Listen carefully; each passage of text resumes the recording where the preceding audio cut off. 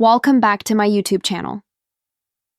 I remember that day so clearly, the sunlight streaming through my office window, my coffee half finished, the quiet hum of a normal afternoon. My family was out of town, and the house had been sitting empty for days. Wanting to come home to a clean, fresh space, I hired a woman from a local agency to tidy up. She sounded kind and polite on the phone, the sort of person you instantly trust. An hour later, my phone buzzed.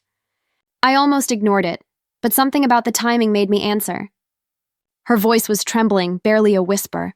"Ma'am, is anyone else authorized to be in the house?" My heart skipped. "No," I replied, confused. "Why do you ask?"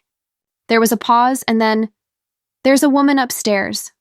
At that moment, every sound around me faded. My stomach turned cold. I could hear the fear in her breathing, the tension in her silence. "Get out of there now," I screamed, my hands shaking as I grabbed my phone to call the police. "Don't say another word, just run!" Within minutes, the officers were on their way. I stayed on the line with her, whispering directions, praying she would make it out.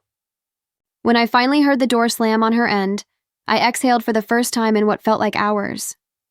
The police arrived and entered cautiously.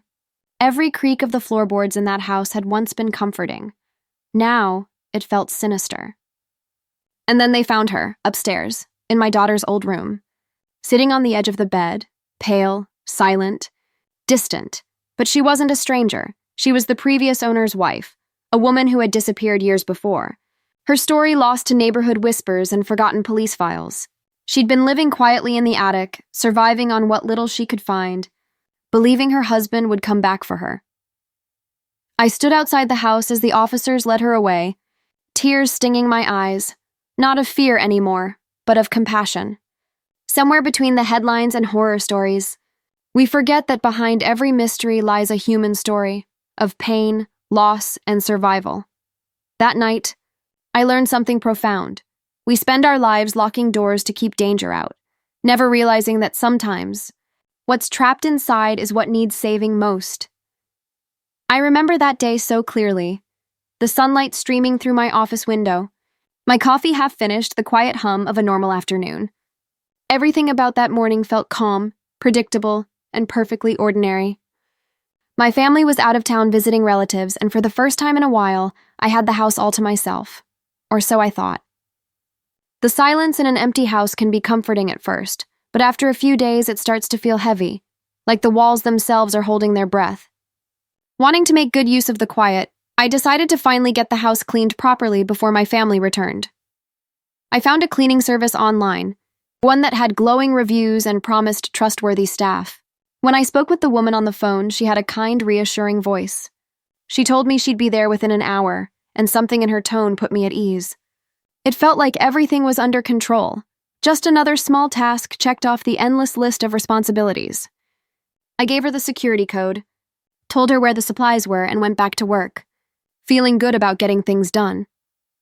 The thought of someone taking care of my home while I handled everything else was a relief. I could almost picture her dusting the shelves, humming softly to herself, sunlight pouring through the curtains as the scent of lemon cleaner filled the air.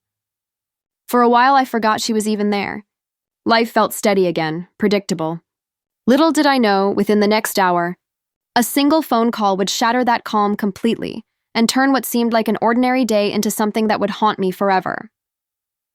An hour later, my phone began to ring.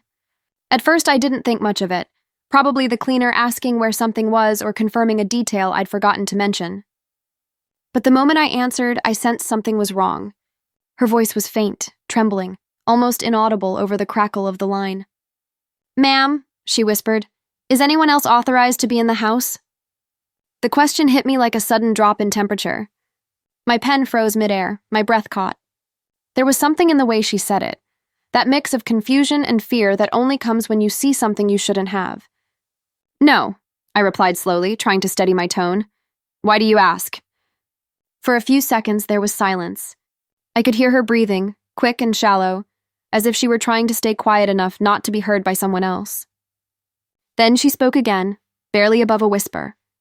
"There's a woman upstairs." The words sank in like ice. I remember the way my hand began to tremble, the way my heart started pounding so loudly it felt like it echoed in my ears. Every possible explanation raced through my mind. A mistake, maybe a reflection, or perhaps a neighbor who'd wandered in somehow. But deep down, I knew it wasn't that simple. Her fear was real. Are you sure? I asked, my voice almost cracking. Positive, she breathed. She's standing by the bedroom door, just staring at me. That image alone made my stomach twist. My mind flashed to my family photos on the walls, the small creaks in the floorboards that I had always known by sound, and suddenly all of it felt foreign. My home, my safe place, no longer felt like mine. I told her to stay calm, to move slowly toward the front door, but even as I said it, my instincts screamed that something was terribly, terribly wrong.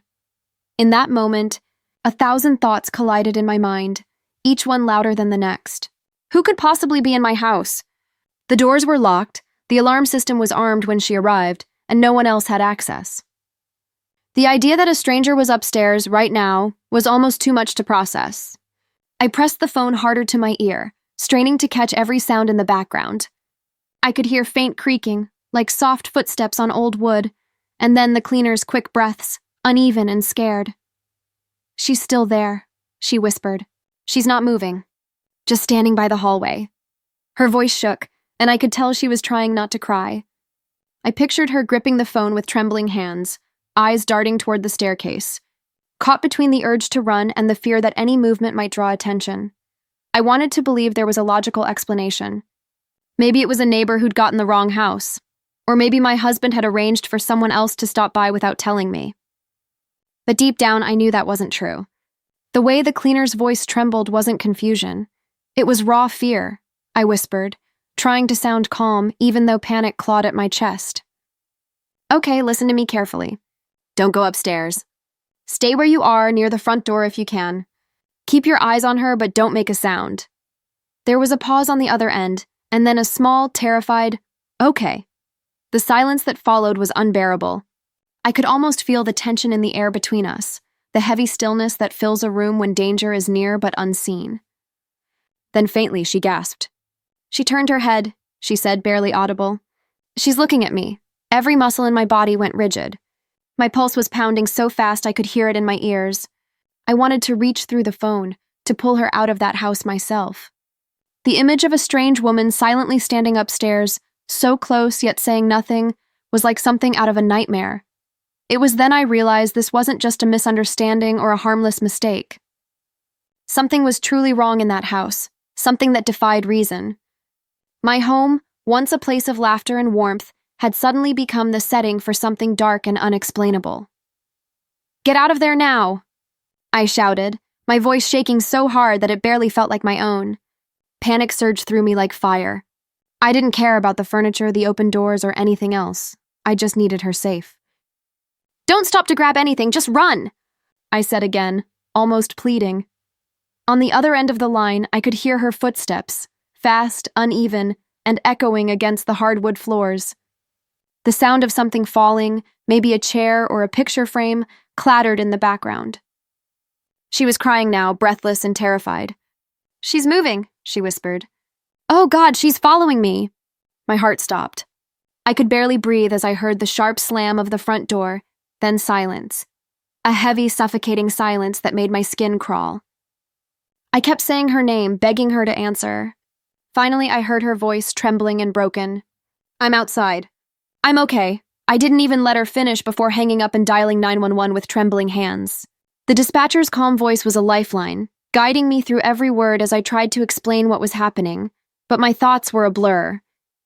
I gave them my address, the details, everything I could remember, praying they'd get there fast enough. As I waited, I could hear faint sounds through the phone still connected. The distant echo of police sirens growing closer. The cleaner's shaky breathing as she stood across the street, too afraid to look back. Every second felt like an hour. I kept imagining that shadowy figure standing in my hallway, silent and unbothered, like she belonged there.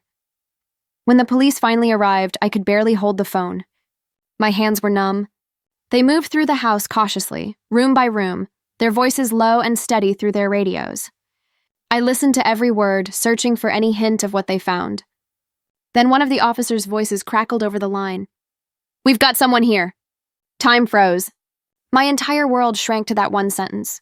My knees went weak and tears welled up without warning. I didn't know whether to feel relieved or terrified. All I knew was that something unimaginable had just stepped out of the shadows of my home, and nothing, absolutely nothing, would ever feel the same again. When I finally arrived home, flashing lights painted the street in harsh shades of red and blue. The neighbors stood on their porches, whispering, their faces pale and curious. My heart thudded painfully in my chest as I stepped out of the car, my legs unsteady, my mind racing through 1,000 dreadful possibilities.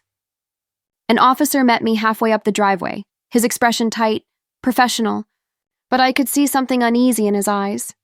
"Ma'am," he said quietly, "we found someone inside." Those words hung in the air like smoke. I wanted to ask who, why, how, but the words refused to leave my throat. He gestured toward the house, and though every instinct told me to stay away, I found myself walking forward. My home, the same place that once smelled of coffee and laughter, now felt foreign, hollow, tainted by something unseen. Inside, the air was heavy, still carrying the faint scent of cleaning supplies mixed with something colder, older. The police moved carefully through each room, murmuring to one another. Then at the top of the stairs, I saw her. A woman sat on the edge of my daughter's old bed, her head tilted slightly, eyes blank and distant, as though she wasn't entirely here. Her clothes were faded, her hands trembling in her lap. She didn't speak, didn't even look up when we entered. One of the officers whispered to me that they'd checked her identification. Her name was Claire. Years ago, she'd lived in this very house, the wife of the previous owner, who had passed away suddenly. After his death, she'd disappeared. Some believed she'd moved away to live with relatives. Others whispered darker stories. But none of them were true. She had never left. They found small traces of her presence in the attic, blankets, half-eaten food, an old photograph of her husband tucked beneath a stack of newspapers. It was as though she'd been living quietly above us, watching life move on without her, too broken or lost to leave. My chest tightened as I looked at her, realizing how much pain and loneliness must have driven her to stay hidden in the only place that still felt like home. As they gently led her out, she turned her head just enough for our eyes to meet. In that fleeting moment, I didn't see a stranger or an intruder. I saw a soul trapped in grief, someone who had been forgotten by time. And as the police guided her toward the waiting car, I stood frozen at the doorway, my hands trembling. The house felt unbearably quiet again, but this time, the silence carried the weight of everything she'd endured within those walls. That night, I couldn't sleep. Every creak of the house sounded different. Every shadow seemed to hold meaning. I kept thinking about how close we had come to danger, but also how close we had come to someone who had simply been lost. My home would never feel the same again, not because of fear, but because now I understood how much pain can hide behind silence, and how sometimes, even in the safest places, the past never truly lets go. In the days that followed, I found myself replaying everything: the whisper on the phone, the fear, the discovery, the unbearable stillness of that woman's eyes. But what stayed with me most wasn't the terror. It was the sorrow. Claire hadn't broken into our home to harm anyone. She had simply stayed behind, clinging to the only world she once knew.